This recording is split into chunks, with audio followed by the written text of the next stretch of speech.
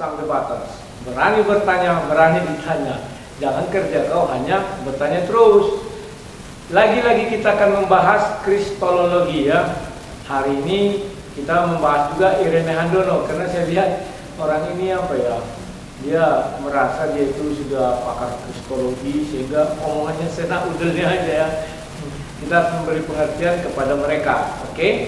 Tetapi kata tolol itu bukan berarti saya menghina mereka, tapi fakta. Ya, kalau fakta bukan menghina, kalau enggak fakta baru, oke? Sekarang kita lihat video berikut ini.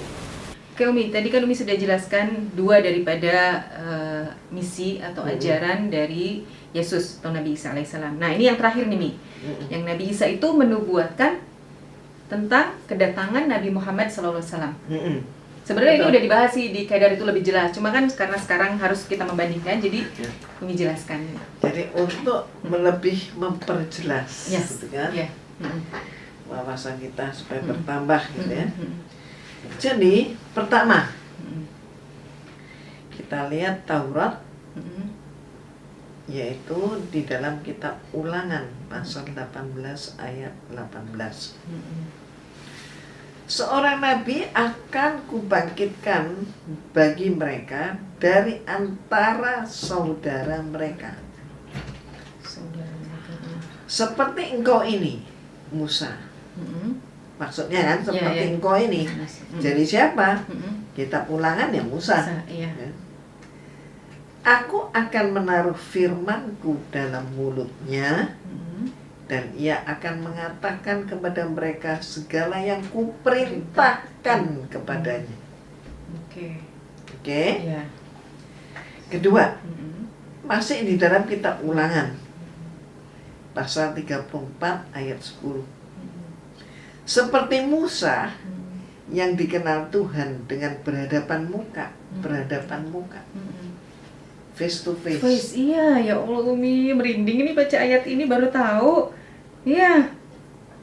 Tidak ada lagi nabi yang bangkit di antara orang Israel. Berarti setelah Nabi Isa nggak ada lagi nabi dari kalangan Bani Israel. Nggak ada lagi. Iya. Yang ada adalah justru dari kalangan saudaranya. Di antara mereka, saudara mereka, iya. Saudara mereka. Iya. Nah, kita sudah melihat ya bagaimana Irene Handono menjelaskan yang nubuatan yang ada di surah 61 ayat 6 ya, di mana Nabi Isa mengatakan akan datang seorang nabi setelah aku yang bernama Ahmad. Jadi dia mencari di kitab kitab Taurat. Kan aneh. Harusnya Irene Handono ini lebih baik membahas tentang keimanan Islam saja. Karena begitu dia keluar dari Kristen, dia tidak ada hak lagi untuk membahas keimanan Kristen, ya kan? Nah, bagusnya Irene Handono menjelaskan mengapa Nabi Isa tidak mengatakan langsung Muhammad, tetapi Ahmad. Itu yang pertama. Yang kedua, adalah satu kekeliruan jika dia mencari di kitab Bible. Sebab Bible atau Alkitab yang diturunkan Bible itu Tuhannya sudah berbeda dengan Tuhan yang ada di Al-Quran. Jika kau mengambil satu ayat saja dari Bible, artinya kamu harus mempercayai seluruh isi Bible dari Kejadian 1 ayat 1 sampai kitab Wahyu. Bahkan kau harus mempercayai bahwa Yesus itu adalah Tuhan. Paham ya Irene Handono ya? Nah, alangkah lebih bagusnya jika Irene Handono ini menjelaskan yang bicarakan Nabi Isa, ya kan? Kenapa nubuatan itu dicari di kitab Ulangan? Memang Nabi Isa menurunkan kitab Ulangan atau Taurat? Kan tidak, itu Musa. Musa kan tidak pernah mengatakan itu di dalam Al-Quran, tetapi hanya Nabi Isa. Oke? Nah, itu sudah kekeliruanmu yang pertama Irene Handono. Yang kedua, bahwa kalau dia bicara tentang Bible, Tuhannya sudah berbeda. Tak mungkinlah Tuhan di Bible itu menceritakan sebuah kisah yang akan datang di kitab dari Tuhannya orang umat muslim. Tak mungkin disilang. Kenapa? Jadi seolah-olah kita tidak punya martabat. Masa Tuhan kita dinubuatkan di Tuhan orang sana ke kitab suci kita? Tak mungkinlah. Kita punya Tuhan masing-masing, kita menyembah Tuhan masing-masing, kita beriman kepada kitab suci masing-masing. Ya jelaskanlah dari kitab suci masing-masing. Oke, yang ketiga, baik Karena sudah ada kata di sana Bible, sudah ada kata Kristen, maka saya wajib mengomentari secara kekristenan. Dibuat di situ Ulangan 18 ayat 18, ya kan? Di mana di sana dikatakan seorang nabi akan aku bangkitkan bagi mereka dari antara saudara-saudara. Ya. Maka Irene Hando mengatakan begini loh, ya. Tuhan akan membangkitkan nabi bukan lagi dari bangsa Israel. Dia merujuk kepada Ulangan 34 ya, ayat 10. Dan di Ulangan 18 sudah dijelaskan itu saudara-saudaranya. Siapa saudara Israel? Ya itulah Ismail, dari keturunan Ismail, ya kan? Inilah yang saya katakan tolologi. Bible tidak pernah menjelaskan bahwa saudara Israel itu adalah Ismail. Oke? Apa buktinya? Mari kita lihat. Siapa itu Israel? Itu kita bisa lihat di Kejadian 32 ayat 28 ya. Di mana Tuhan difirmankan di sana bahwa namamu tidak disebut lagi Yakub tetapi Israel. Karena dia bergumul dengan Allah dan dia menang. Oke ya? Itu nanti ada pertanyaan mereka, kok Tuhan bergelut sama manusia? Bukan. Nanti kita jelaskan itu ya di lain kesempatan. Nah, sekarang siapa saudaranya si Yakub? Kita merujuk kepada Kejadian 24. Ya, di sana dijelaskan semua bahwa mereka adalah kembar dengan si Esau. Paham ya? Jika Irene Handono ingin mengatakan saudara seperti itu bukan Ismail. Ismail itu saudaranya Ishak. Mungkin di pikiran dia karena Israel mungkin Ishak katanya. Bukan Irene Handono. Makanya gelar tolologi itu cocok sama kalian, ya. Bahwa saudaranya si Yakub itu adalah si Esau. Kalau kau mau ngambil itu dari sudut itu, maka yang dibilang keturunan si Esau. Paham ya? Jadi tidak mungkin Bible itu menubuatkan nabi di kitab lain, tidak mungkin. Ya, oke. Sekarang yang lebih mengerikan lagi, kalian masih ingat yang kemarin minggu lalu saya bahas itu ya, mengenai kristologi itu juga, di mana Irene Hando sedang berbicara dengan seorang pria. Di perjanjian lama itu saya pernah ditunjukkan oleh orang yang rajin baca perjanjian Alkitab ini. Masa Musa menceritakan tentang kematiannya dan dia mati katanya di bukit ini gitu. Jadi sebenarnya kata dia gini, orang yang tidak pintar pun bertanya, kok dia bercerita kalau dia mati dan cerita tentang kematian. Matanya belum rabun, belum kabur. Terus dikuburkannya entah di mana, tapi di tentangan Bet Peor. Nah, Ya. siapa yang cerita? Nggak mungkin kan orang meninggal bisa cerita.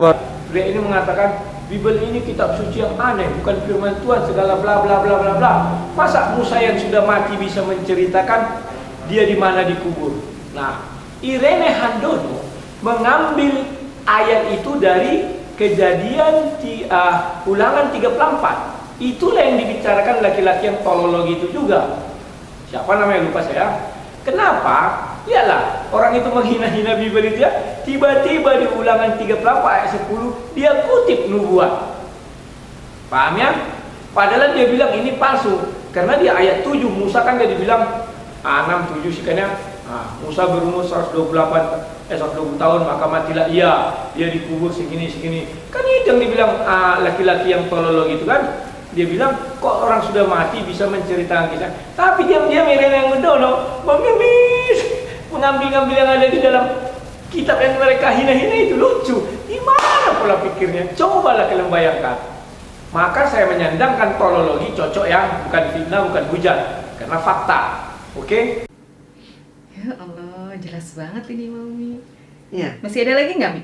Oke. Yang lebih Yang ketiga nih, mm-mm. kita lihat kitab Nabi Yesaya.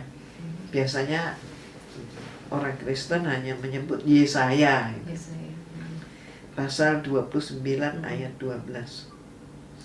Dan apabila kitab itu diberikan kepada seseorang yang tidak dapat membaca, Oh, tidak dapat membaca. dengan mengatakan, baiklah baca ini, Mm-mm. maka ia akan menjawab, aku tidak dapat membaca. Ya Allah Umi, ini seperti wahyu yang pertama kali turun kepada Nabi Muhammad itu adalah surat Al-Alaq. Yang pertama adalah Iqra, yang artinya bacalah. Nah, Tapi Nabi bilang aku tidak bisa membaca. Nah. Dan Jibril memaksa untuk Nah, baca. nah, itulah ya. Jadi, Ini match nih. oke, Iya, Umi. paham ya? Iya. Itulah pentingnya kita ini melakukan bedah kitab suci. Iya. Betul. Supaya apa? Supaya semakin tahu. Wawasan kita terbuka. Iya. Dan kita semakin mensyukuri nikmat iman dan nikmat Islam. Baik. Bagi orang yang ingin mencari kebenaran, gitu ya, ingin mencari kebenaran, dia pun akan menjadi paham. Oh, Seperti ini. ternyata Iya. seperti ini. Dan ada disebutkan. Oke, Umi.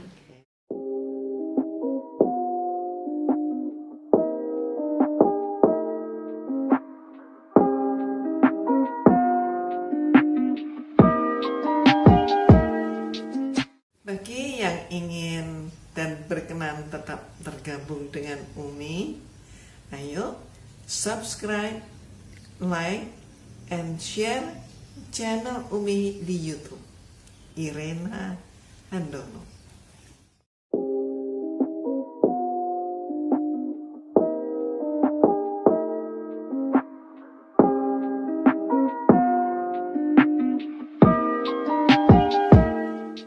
Nah, kemudian Irena Handono bilang gini, ada satu ayat lagi yang ketiga di Yesaya katanya, ya. Yesaya 29 kata dia, ayat 12 kan begitu. Pertanyaan saya kepada Irena Handono, ada nggak Allah SWT pernah berfirman dalam Al-Quran mengenai Nabi Yesaya atau kitab Yesaya? Kan tidak ada. Seperti minggu lalu yang saya katakan, kitab yang diturunkan oleh Allah itu ada 5. Kitab Hikmah sama Ibrahim, baru kitab Taurat sama Musa, Zabur sama Daud, Injil sama Nabi Isa, dan Al-Quran kepada Nabi Muhammad. Ya, Yesaya itu yang mana? Hebat-hebatnya nggak ada dalam Quran disebutkan tiba-tiba, ini loh ada nubuatan. Kau menghina sekali kau, Irena Handono. Untung kau tidak kayak Zakir Naik, malah dia bilang di kitab Weda ada. Memang sudah sinting. Zakir Naik sinting, masa? Hindar apa? Orang itu mempercayai dewa-dewa, banyak dewa. Tiba-tiba dewa-dewa ini menubuatkan tentang kedatangan Nabi Muhammad. Itu kan kata Zakir Naik kan? Videonya tonton ada, ya kan? Oke, Irena Handono, kitab Yesaya tidak dikenal Allah SWT. Tetapi baiklah, jika kau tetap memaksakan, mungkin kau akan memaksakan, karena ada di Yesaya itu kata apa? Jika dia disuruh membaca, dia buta huruf. Itu kan di ayat 12 ya. Kenapa kamu tidak membaca ke ayat 13? Ya. Saya tidak mau menyinggung, tapi baca aja ayat 13. Apa isinya? Hayati. Kamu mengatakan itu nubuat nabimu di ayat 13 apa? Apakah seperti itu kalian? Ya. Oke, sampai sini dulu channel dari Sang Debater, jangan lupa di-subscribe ya dan nyalakan loncengnya. Tujuannya apa? Biar saya bisa mengasih notifikasi atau mengirim pesan ke kalian bahwa video-video yang kita suguhkan ini memang ulasannya tajam-tajam ya, dan bisa kita dari sudut-sudut pandang yang berbeda dengan penceramah atau pendebat lain. Oke, salam Sang Debater.